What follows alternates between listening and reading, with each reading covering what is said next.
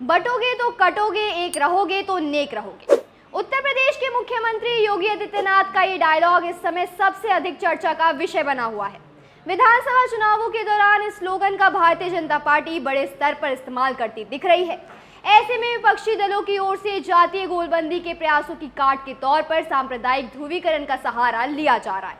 दरअसल बांग्लादेश में बदले राजनीतिक हालात के बीच अल्पसंख्यक हिंदुओं पर हुए अत्याचार के मसले पर दिया गया सीएम योगी का यह बयान महत्वपूर्ण हो गया है। सीएम योगी के इस बयान को पहले हरियाणा में बड़े स्तर पर प्रचारित किया गया। अब महाराष्ट्र विधानसभा चुनाव के मैदान में बटेंगे तो कटेंगे वाले पोस्टर खासी चर्चा में है।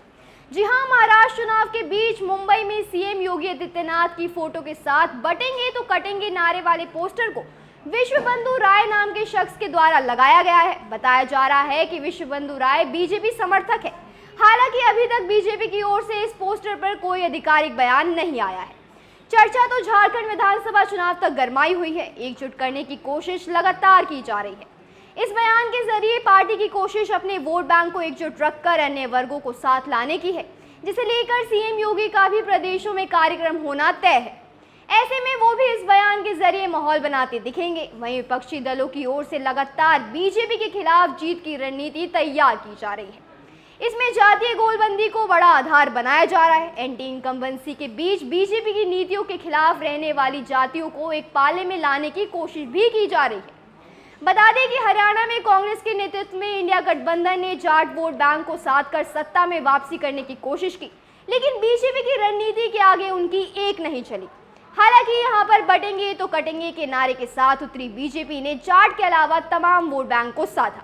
विपक्ष तो जाट वोट बैंक को भी एकजुट नहीं रख पाया। असर कांग्रेस को जिस प्रदेश में जीत दिख रही थी, वहां बिहार का सामना करना पड़ा। ऐसे में महाराष्ट्र और झारखंड को लेकर विपक्ष अब सतर्क दिख रहा है। बात कर लेते हैं महाराष्ट्र और झारखंड में होने वाले विधानसभा चुनाव की। तो महाराष्ट्र और झारखंड विधानसभा चुनाव में बीजेपी के सामने बड़ी चुनौती है।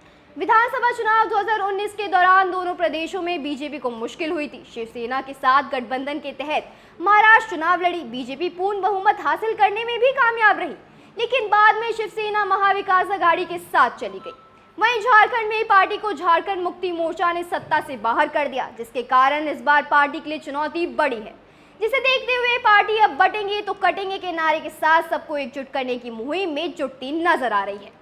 ऐसे में देखना रहेगा कि आगे क्या होता है। इस वक्त के लिए सिर्फ इतना ही। देखते रहिए DNP इंडिया।